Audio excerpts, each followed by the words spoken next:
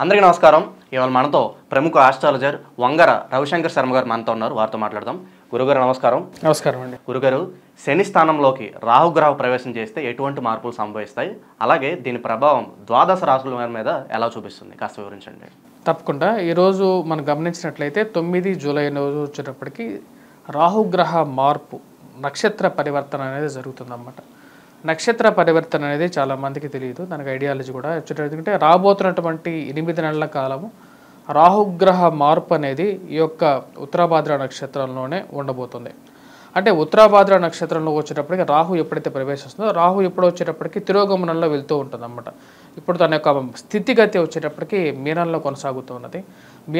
మీనంలో ఎప్పుడైతే ఉత్తరాభాద్ర నక్షత్రంలోకి రాబోతున్నటువంటి 9 నెలల కాలం 8 నెలల కాలం అప్రాక్సిమేట్గా అంటే మార్చి 2025 వరకు కూడా ఉంటుందన్నమాట. అంటే 17 మార్చి 2025 వరకు కూడా ఇక్కడ ఉత్తరాభాద్ర నక్షత్రంలో శనిగ్రహ అంటే శని యొక్క ఆధిపత్యంలో ఉన్నటువంటి ఒక నక్షత్రం అన్నమాట.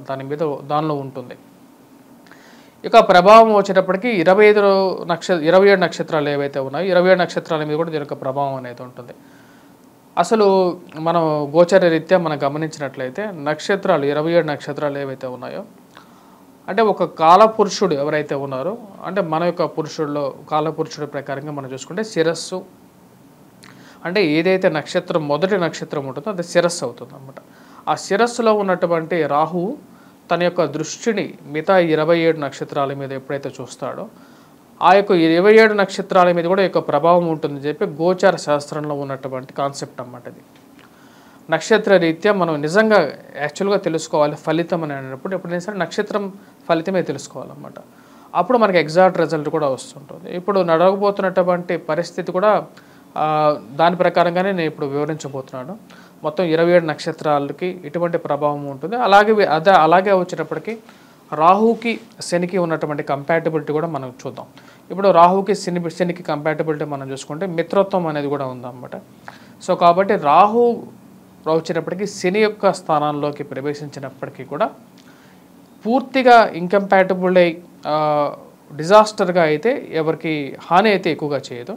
కానీ నక్షత్ర మార్పు అనేది డెఫినెట్గా ఒక నక్షత్రం మారినా సరే, ఎందుకంటే చాలా స్లో మూవింగ్ ప్లానెట్ అన్నమాట. అందుకనే మనకు 1.5 సంవత్సరం పాటు రాహుగ్రహ కేతుగ్రహ మార్పులు అనేవి ఉంటూ ఉంటాయి.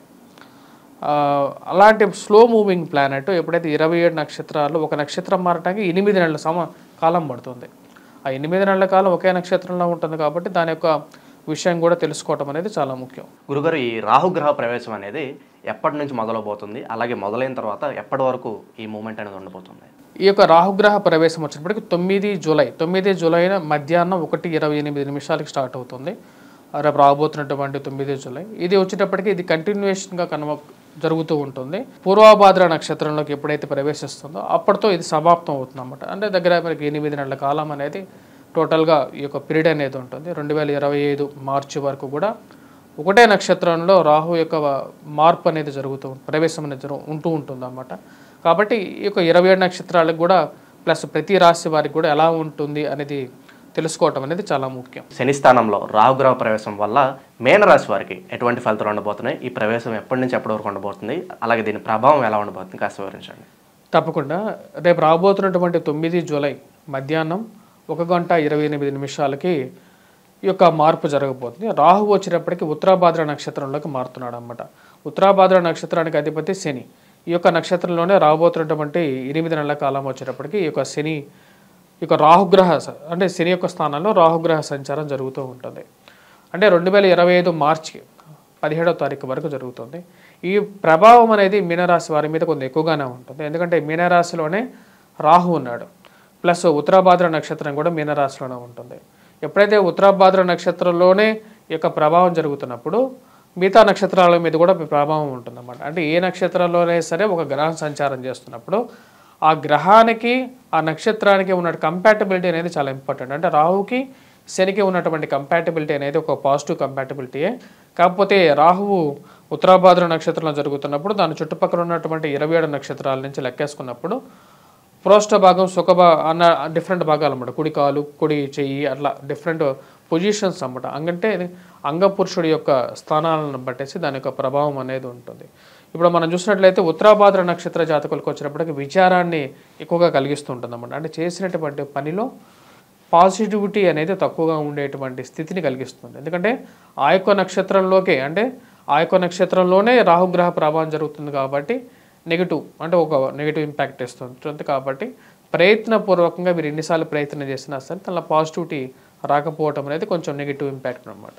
కానీ రేవతి నక్షత్ర జాతకులకి, ఇదే రాశిలో ఉన్నటువంటి రేవతి నక్షత్ర జాతకులు ఎవరైతే ఉన్నారో వారికి సుఖాన్ని ఎక్కువగా ఇస్తుంది.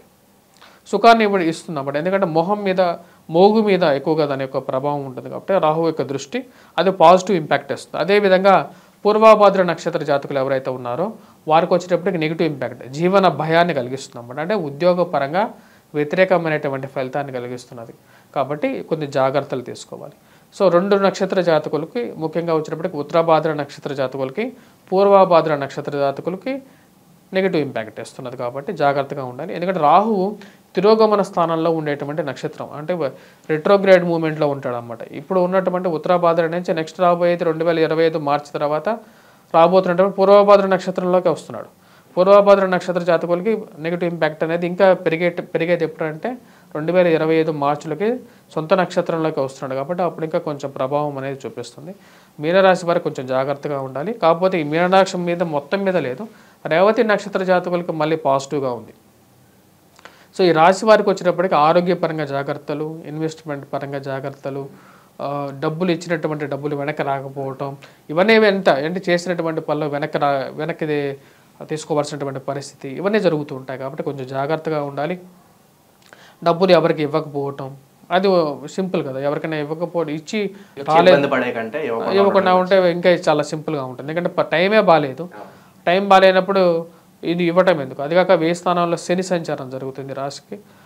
తృతీయంలో ఉన్నటువంటి గురువు యోగకారకుడు కాదు, శని బాగలేడు. సో కాబట్టి సప్తమంలో కేతుగ్రహ సంచారం జరుగుతున్నది. ఇవన్నీ అంత అనుకూలంగా లేదు కాబట్టి వీరు టైం బాగాలేనప్పుడు కొంచెం సైలెంట్గా కొన్ని రోజులు ఉన్నా సరే నష్టం లేదు. అన్నెసెసరీగా ఇచ్చి డబ్బులు పోగొట్టుకొని మళ్ళీ అడగగానే వాళ్ళతో తిట్టించుకునే దానికన్నా ప్రశాంతంగా ఉండటం కూడా కొంచెం బెటర్గానే ఉంటుంది. అదేవిధంగా విద్యార్థులు కొద్దిగా కష్టపడి చదవాలి.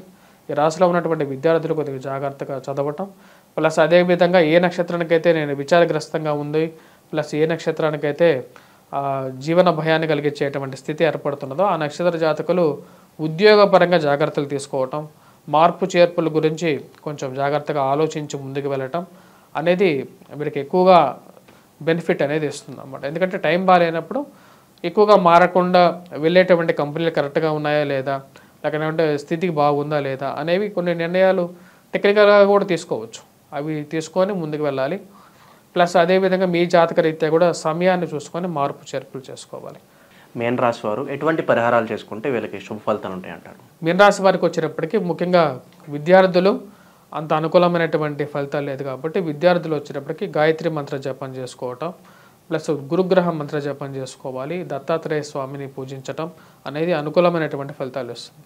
వివాహ జీవితంలో అనుకూలంగా లేనటువంటి వారు ముఖ్యంగా రాహుగ్రహ మంత్ర జపం చేసుకోవటం, ఉద్యోగపరంగా కూడా రాహుగ్రహ మంత్ర జపంతో పాటు వీరు దుర్గాదేవిని పూజించడం, వినాయకుడిని పూజించడం ఎక్కువగా సానుకూలమైనటువంటి ఫలితాలు ఎక్కువగా ఇస్తూ ఉంటుంది. శని స్థానంలో రాహుగ్రహ ప్రవేశం వల్ల మీన రాశి వారికి ఎటువంటి ఫలితాలు ఉంటాయో తెలియజేసినందుకు ధన్యవాదాలు గురుగారు. ధన్యవాదాలు.